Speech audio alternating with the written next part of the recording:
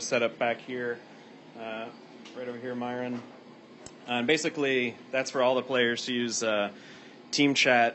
It's zero latency, really high quality, so they can hear each other really well, even when they're screaming at the top of their lungs. I always wondered that, how they were able to communicate so well. Yeah, that's what we've offered this year, and it's been working really well. Love the carpet, too.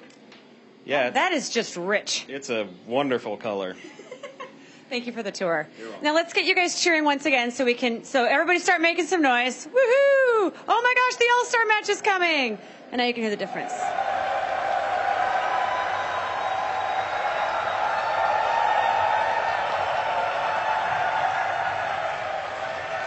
Very good. We have one more surprise in store. You've heard us talking about the All-Star match, yes? Who's excited for No Tail? And what about Chuan? Okay, good. Believe us when we tell you, you do not want to miss the All-Star match. If you thought Techies was a big surprise last year, you will not believe what we have up our sleeves for the one tonight. So make sure you're watching. Okay. Oh gosh, something's happening. I want to show you a little bit around the stage. So Myron, if you wouldn't mind panning up. So this is where you see all of the goodness happening. That's where all of the lights and the effects come from. That's about 3 stories of stuff starting from the bottom of the panel there where the screens are. So a lot of work, a lot of effort to make this better. And I hear I can ask for some things on the stage. So we're going to just bear with me. What if I felt like fire? Burning flames of fire. There we go. See? You see it? Okay. Guys, can we do something else? Oh my gosh! No! What else can we show them? Wow! Anything else you got up your sleeve, production? Ah! Okay. Anything less scary? Ooh. Anything else? Okay, that's it. Oh, good. Just, you guys let me know if there's anything behind me, right? No, you would never tell me. I don't believe you. What are you yelling?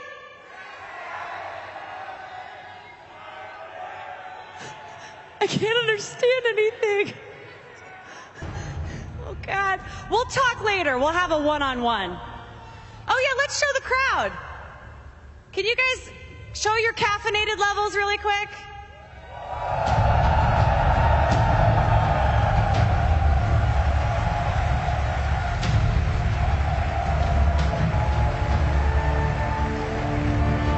Oh, and this is the part where the voice says, Game 3! Or something like that. We want to thank you guys so much for being the most amazing community ever. You guys rock. Thank you for making TI5 so fantastic. Are you enjoying it this year? Yes. We're going to continue to make all of you at home feel like you're here watching it with us. That is our job. We're going to make you feel like you're right here, especially when it comes to the All-Star match. Again, you do not want to miss it. Take it from me. I do not exaggerate. I'm going to send it back to you guys. Thank you very much, Casey, down there. Brilliant. The technology behind this stuff's fantastic. I love it. Yeah, I really like how the soundproof boost, you can't hear the casters. When you're casting, you're like, they just use that purple stuff that costs 100 gold. It really kills a lot of what you can say, and especially the Roshan. Yeah, absolutely. He may be walking towards a part of the map I'm not allowed to speak about right now, doing something I'm not going to tell you about. Yeah, that's tough. That's really hard. We're going to move on, and we're getting close to our first game of the day, and in the midst of all of that, we talk about MVPs all the time, not MVPs as in Hot 6 and Phoenix versions, but actual players, the most valuable players of the tournament. It's getting to that stage now. We've had enough games to kind of get a feel for it. So I wanted to get an idea from all of you, if you've got someone in mind for the MVP of the tournament. I've got a short list that both myself and Mad have put together. There's 10 on it. I'm pretty sure all of you are going to pick some of these guys, but I'm going to start with Malini. Aggressive, probably. I think he's shown that he is the carry that can help his team the most. And he's like integrated into the team as opposed to like a separate part. Right. That's not fair. I wanted to say. You can say aggressive as well. You're in Team Malini today. That's fine. Yeah, for me it's aggressive because he's been like creating a trend where the carries have to join the fight. Otherwise, you're gonna lose all the early game fights. So For me, it's pretty simple. FY. I mean, amazing Rubik play. Probably for me the best plays that I've seen this tournament. Is hands down FY for me. Okay. And I pick Arteezy for this tournament so far. I think his performances, they've always been like super stable. He's played mid and he completely dominated. He's played carry, he dominated. He played heroes such as Luna. We're not really used to see Luna on Arteezy at least, and it wasn't really a Luna lineup, so he had a role that was really difficult to execute in my opinion, and he did amazingly well, so hands down. I'm glad you guys kind of picked up on aggressive as well. CDEC have had an amazing journey all the way through. I think we should take a look at it in a little more detail. Of course, coming through Chinese qualifiers, we weren't entirely sure what that was going to be like. eHome taking that one. That forced CDEC to go into the wild card as well. And from there, I think Toby put it brilliantly yesterday when he said they've had the roughest road that they could possibly have had. I mean, it could probably have been made harder by dumping them down into the lower bracket of this part of the main event as well, I suppose, if you want to make it really hard. But just talk us through their run. I think it really helps that they played through the wild card and then the group stage. Like, you know, when you're playing in this big tournament, I think you'd much rather just be playing Dota instead of watching all the teams studying, because that's not normally what you're doing. When you're practicing and you're practicing leading up to the months of TI, you're not inspecting every single replay. You're trying to get a better feel for the patch and get a better feel for how you can work well with your team. And I think it's no surprise that, you know, they play the most games, but on top of that, they just seem the most prepared and the most adapted at 6.84. Any additions to that, Winter? I think another important point is when you go through the wildcards, you know you can do it. You have the confidence. You don't want to just come here. Okay, we're just going to play in the event, and you just want to come here and do your best. But winning the wildcard gives them a lot of confidence. And what we said yesterday as well, I think you come off a high. You don't really have any expectations because as a wildcard team, making it to the main event was your goal prior to TI. I mean, winning it all would be nice as well, of course, but your focus is to get through the wildcard matches. So they're playing without limitations, and they're just showing that they're so strong. And it's actually kind of interesting to know that if eHome would have won yesterday against EG, it would have been the qualifier finals again as winners bracket finals, and that's just crazy, actually. Yeah, it would have been amazing to have all those qualifier teams at that far in the tournament. We would have got top two. I mean, out of the top three, 2 qualifier teams. I think it's insane. It says a lot about how tough the competition is this year. I don't think anyone could have predicted that. Yeah, quality's definitely gone up every year, isn't it? I mean, without any disrespect to the former champions, every year it gets harder and harder because there is a wider player pool, a wider team pool. So this year the gap seems to be much smaller this year. Is that fair?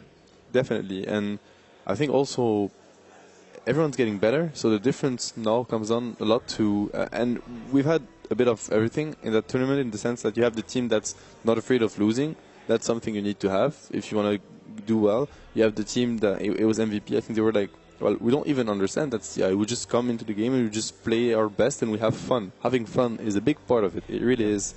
Not being afraid of losing, having fun, striving for, like, going for the best, for the top one. All those, you know, psychological aspects are very important. Yeah, I think the thing I got out of most of the commentary and the interviews from some of the players that have played in the teams that weren't or weren't expected to do very well. MVP, particularly March, has said it.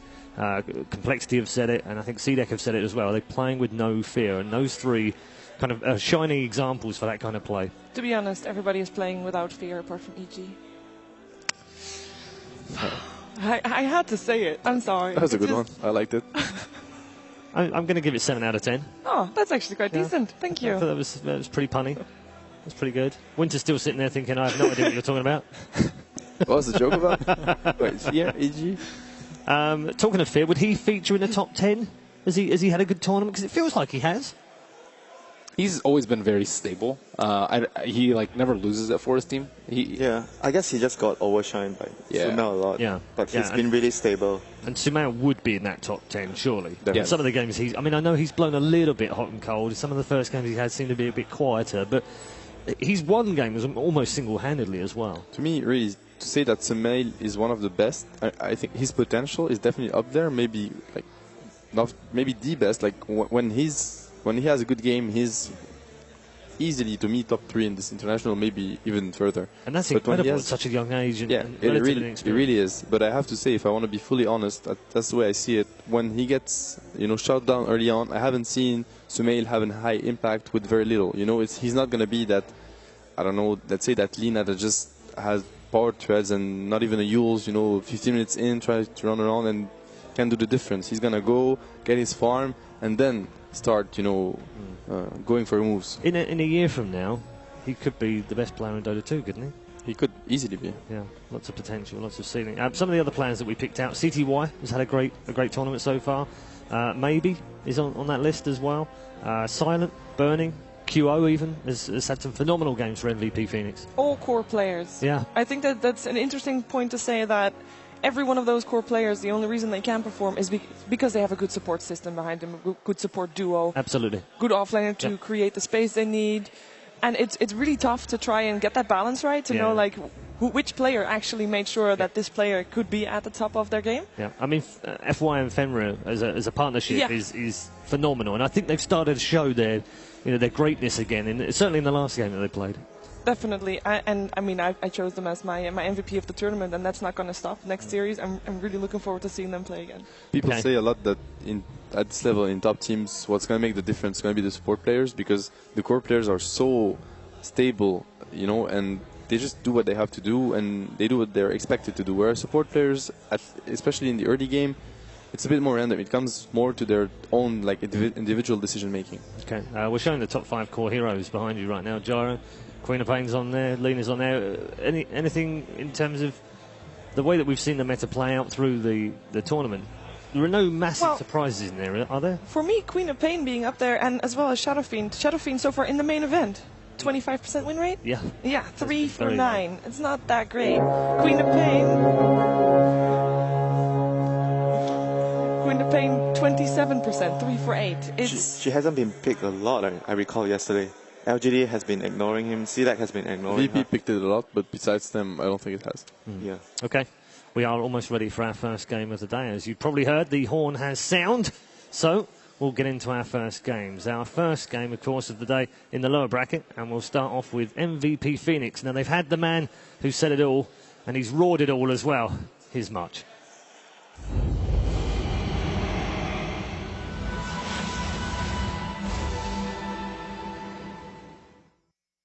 When did you all arrive? 2 days ago. Okay, and what have you been doing since you got here? Just playing Dota, Yeah. practicing, yeah. So tell me a little bit about what the practice sessions have been like for your team leading up to the international. We're actually in a kind of bad region where we get a delay playing against Chinese or C teams. So we spend a lot of times playing against our brother team, MVP Hot Six. We scrimmed a bunch of games, and then some fair amount of games against Chinese teams as well, yeah. That's interesting you bring that up, because that's something I find fascinating. Gaming is huge in South Korea, but Dota, not so much. Not really. What made you decide to play Dota? Well, I used to live in Canada, and then so it was big. Dota was big, and then Right. and then I was into Dota. I was playing competitive, and then I finished my school, so I had to go back to Korea. And when I went back, I figured out there's gonna be a Dota team, so I joined up, and then here I am. Well, and you've been, from what I understand, you've been a true leader of bringing Dota to the masses. You've really taken on a leadership role. Why has that been so important to you? Well, it's a game I love, and then I just wish it could be big in Korea. So I know last year when we first made it to the TI for the wildcard, the number of the people playing Dota increased a lot. So if I do well in TI, and then I guess it means there will be more people interested in Dota, and then hopefully more teams. So Dota is much more competitive in Korea, and then there'll be more